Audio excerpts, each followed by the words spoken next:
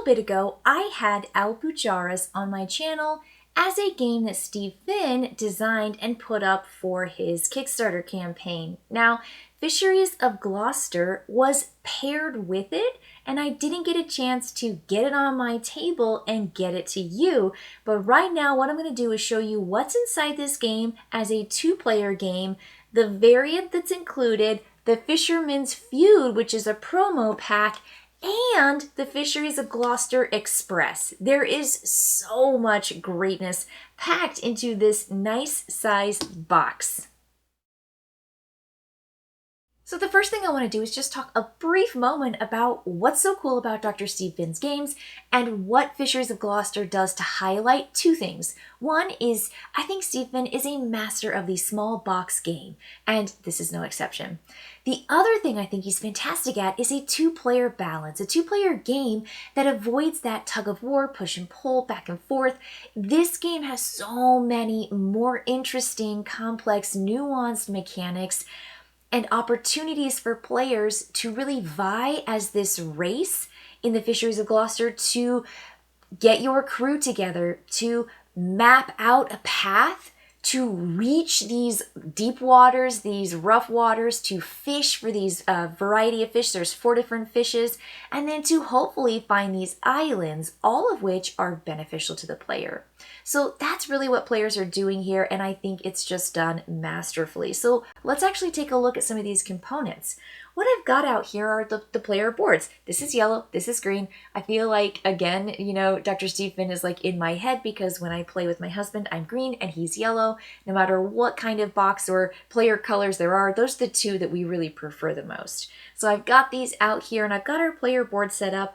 Right now, I'm going to be the first player, and the reason that matters is I've got this card here. This is going to be that initiative card to let the players know how much time you have during the game. And if you're a first player, you're going to have 6 hours, which is how much time I'm going to have. And on the other side, very economically presented, is the second player, which is going to essentially have 7 hours. So this is the card that's in front of my player. And then over here, second player is going to start the game with 1 extra 1B sea space. This is a 1x1 sea space that you use to cover up the waters, because you're not allowed to cover up rough waters, which is right here. You're not allowed to cover up fish, and you're not allowed to cover up the islands. But you do need to essentially map your the ocean in front of you. You need to map the space, or you're not allowed to cross into it. So this is an example of mapping that's going to allow players to use this, because you're only allowed to move onto these spaces. You can't move into just empty open sea. It has to essentially be seen. We also start with a lobster, and this lobster is going to allow players to, one time in the game, go again. And that's really, really powerful, and you must use it at exactly the right time. Over here, I've got the player pieces. In this pile here, I've got the 6 round cards that are going to dictate the different tiles or polynomials that players are going to be able to use. I'm going to put that right here. And our ships are out here. In the first place space, I've got my ships, which are the 1s. Since I'm starting the game, I'm going to be in those 1 spaces, and then the yellow is going to be in the 2 spaces. These fish just go out randomly into the little fish space, and I will talk a little bit more about one of the variants, which is the other side of the board that's open entirely, and you're allowed to essentially create your own map, but this is the set map. And then up here, I've got these preservation cards, and there are 6 different types. One that has a particular type of fish. This is going to be that black fish that's listed right there. There are the other 3 types of fish underneath that stack. They're all shuffled up, so you can see the top card, but underneath it are the other cards. 2 of the same kind, 3 of the same kind, 2 different, 3 different, 4 different. And so these are all going to be cards that you get when you have fish that you are essentially turning in for your compensation for fishing. Now that we've got the lay of the land, we're just simply going to walk through the start of the game. So I love this. On the back of the rule book, there's the game summary. We, as I said, have 6 rounds. Each day has 4 phases. The first one is take ocean tiles. We're going to flip the chart card and take the corresponding ocean tile. Okay, check. So let's turn it over. We're going to take a look at this, and it says we each get 1 1B and 1 3B. So we're going to take that little L shape. We're going to take the 1 shape. and we are going to have it right here. So I'm going to take 1 and 1, put it in my space, take 1 and 1, I'm going to put it over here in my opponent's space. Done. Super easy. Next thing is we are going to add time. Increase time on player board. First player adds 6, second player adds 7. All right, let's do it. So I am going to be first, and I'm going to put that 6 up there. I'm going to put this 7 over here. And then we're going to move to the next step. I mean, some of these phases are really fast. The heart of the game is actually in taking turns, which there are 4 possible actions that you take one of on your turn. The first thing is just place that initiative card back into the supply. The first player to end their entire turn in a round to stop playing actions will take that card and get to choose, do I want to be first or second? Then you're going to take turns performing one action. Chart a course, no cost. That's going to be what I explained earlier, placing an ocean tile adjacent to a ship over calm water spaces only. Or you can sail across those tiles. At 1+ hours, you move one single ship only. Fish, you can, if you're next to fish, adjacent rules, you can spend time to fish, which is just orthogonal. And then lastly, you can preserve fish 1 time a day, no hours, by discarding your fish to take a preservation card, perform the bonus action, if any. You can only do that once. So now that we know what all these actions are, I'm simply going to take some actions to show you what it looks like and how it feels. And the really cool thing about this is you have this marker here. This is very important. It essentially lets you go ahead by 3 spaces distance from where your last ship is. So all the ships are here. Once of your 3 ships, your leftmost ship is moved and there are only ships ahead of it, you will move this down to keep track of where you can go as far as you can go. Because you're never allowed to just send one ship all the way out to the end without moving up all of your ships. And what that does is it regulates you moving all of your ships at a very consistent pace and really prevents one player from racing out too far ahead of the other player. I think this is a vital feature.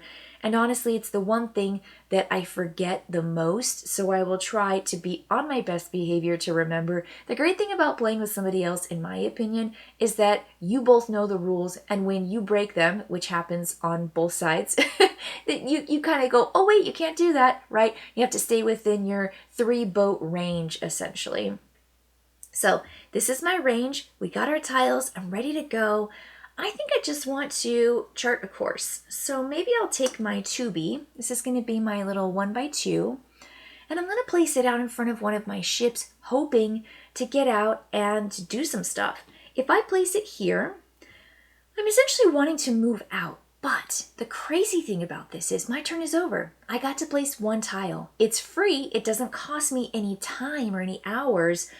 But now my opponent can move through my ship and move into the tile that I played, even though they didn't play it. They can still use it. So this is the dock area. You can move through someone and then around and over again. Orthogonal movements only. It does cost. It does cost though. So every space you move, you pay 1. But by moving through an opponent, you pay an extra 1 hour of time. And if you want to move through rough seas, you have to pay an extra hour of time as well. You're never allowed to stop in the same space as your opponent, but you can simply move through them. So I really put myself out there by placing it in front of me because I know he can sneak around and use this. Now, I don't know what he's going to do, but I'm going to pass it off. Now, Lewis could possibly move, like set sail, picking 1 ship and 1 ship only, moving it any number of spaces within the limit of your parameters. Or he can place a tile. Let's say he wants to place a tile. Maybe he wants to...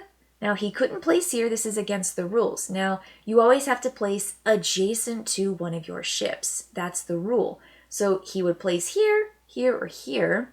He could also play adjacent to one of my ships if he finds that to be advantageous to him. It just needs to be placed next to a ship.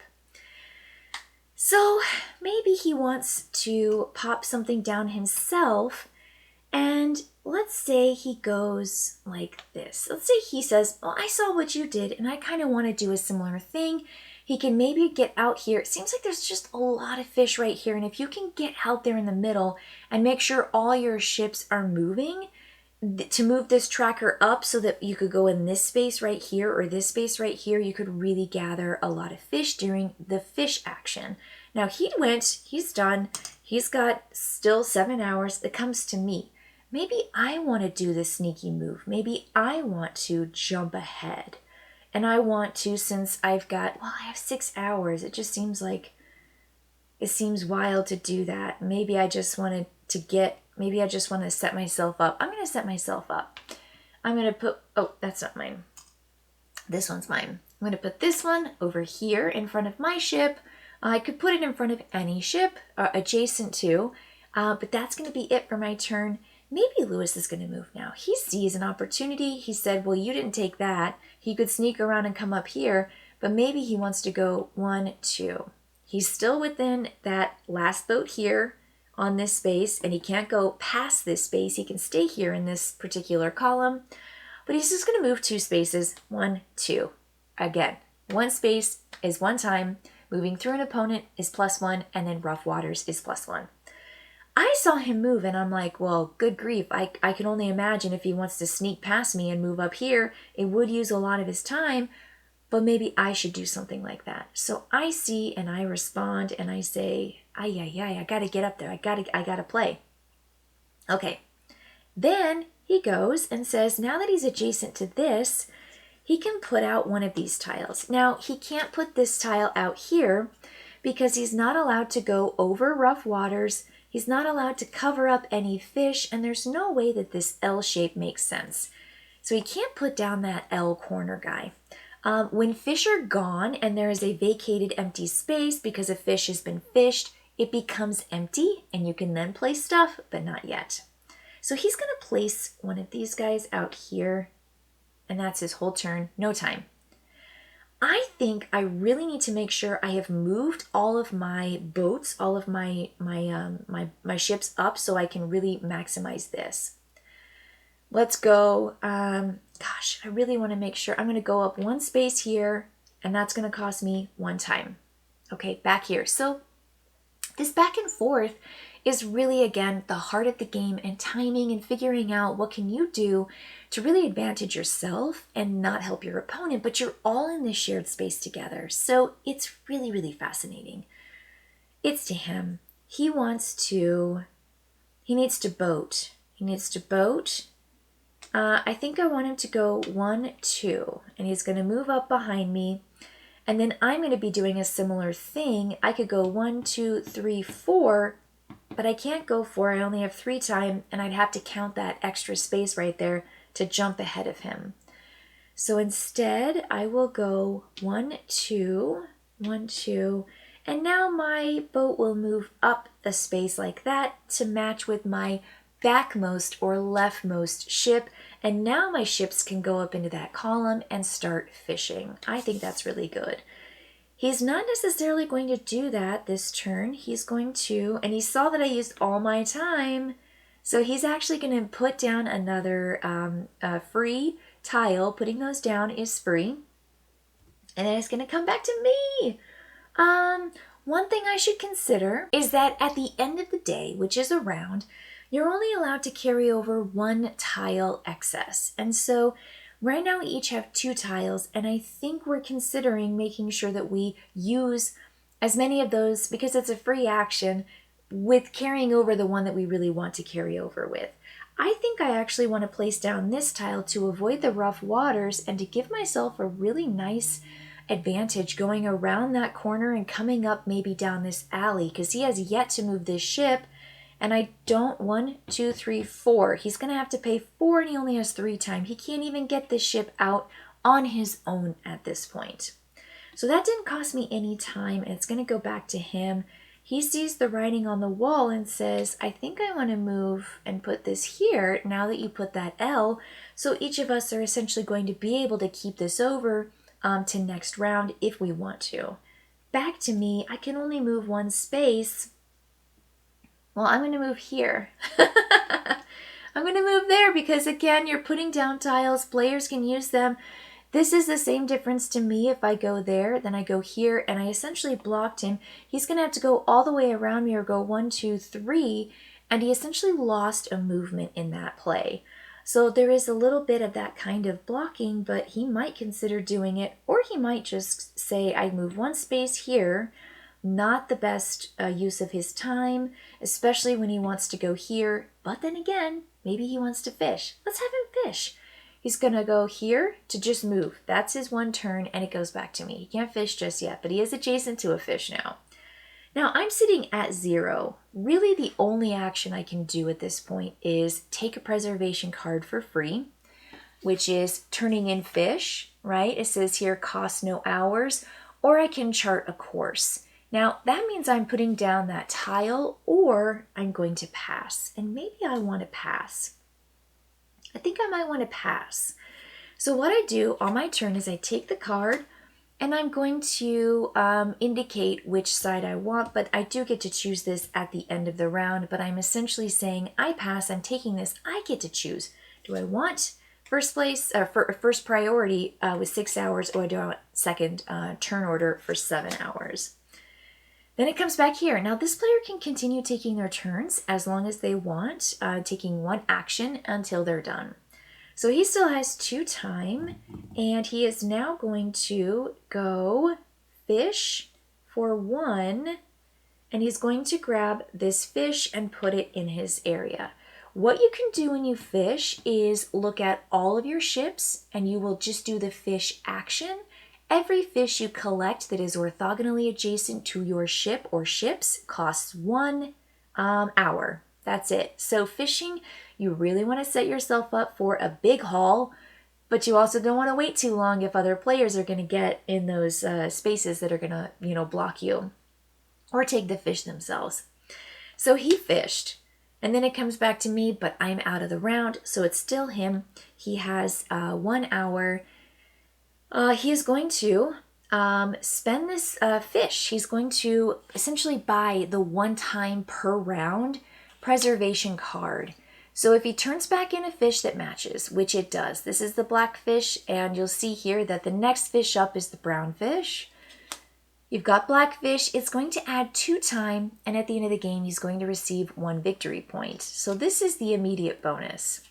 This goes in his play area. He's going to immediately receive 2 time, turn this fish back into the supply over here on the side, and that's going to be how you activate that preservation, which is preserve fish. Discard fish to take a preservation card, perform the bonus action if any. You may only do that 1 time per day. Again, each day is a round. Now at this point, Lewis might consider going 1, 2, 3, and he uses that by moving his ship. That's his action, and it essentially is going to bring this up to here, which is where this last ship is. He did move ahead and make it really hard for me to do what I want to do using those spaces, but he was really advancing it, so the very next turn, he can actually go here and then fish and grab 2 fish at once, which is really, really good. It does mean that I would have to go over him and hop in. Maybe it's doable, but you're really seeing here how the conflict is rife in a good way, in a really good way.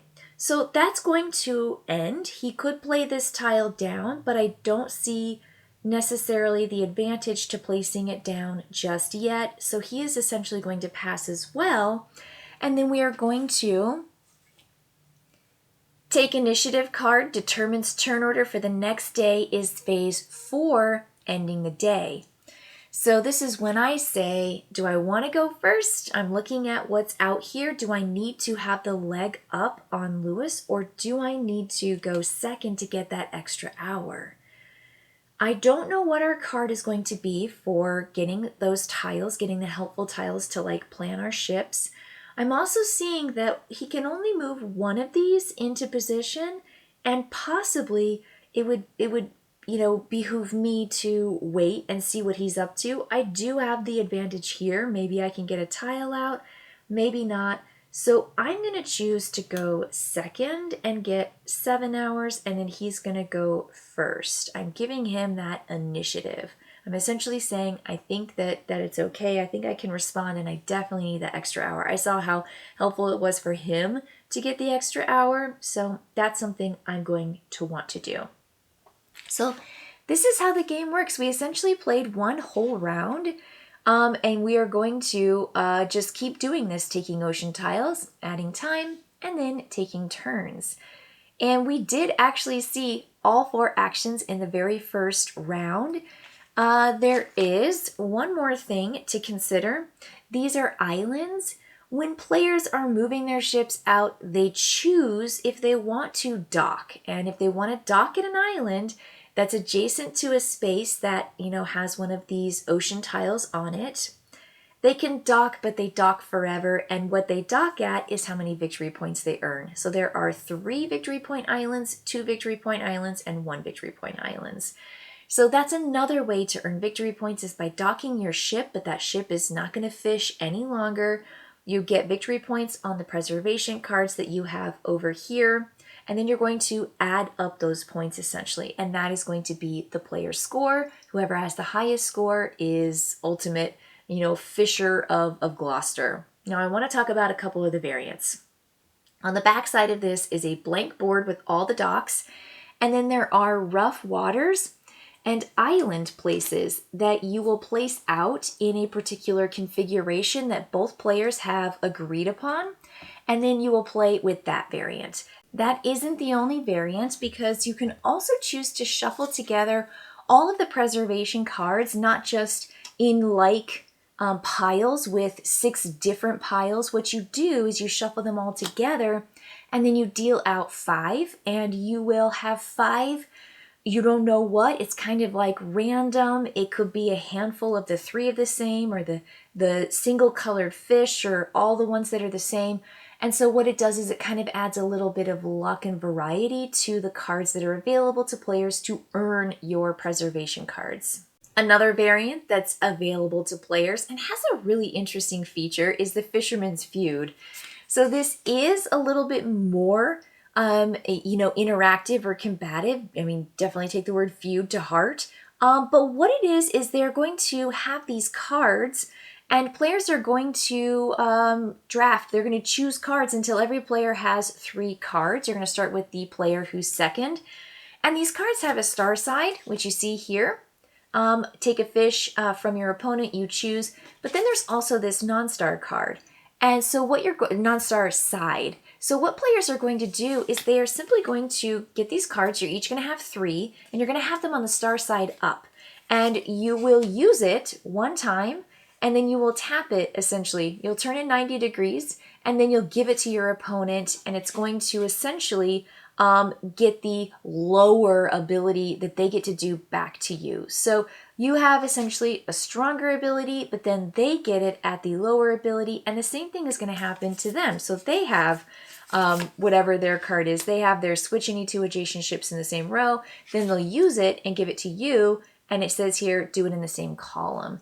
So it's a way to interact with each other, and you are going to use these once per round. So there are 6 rounds in the game, and there are 3 cards that you get to use, 3 of the star side and then 3 of the non-star side.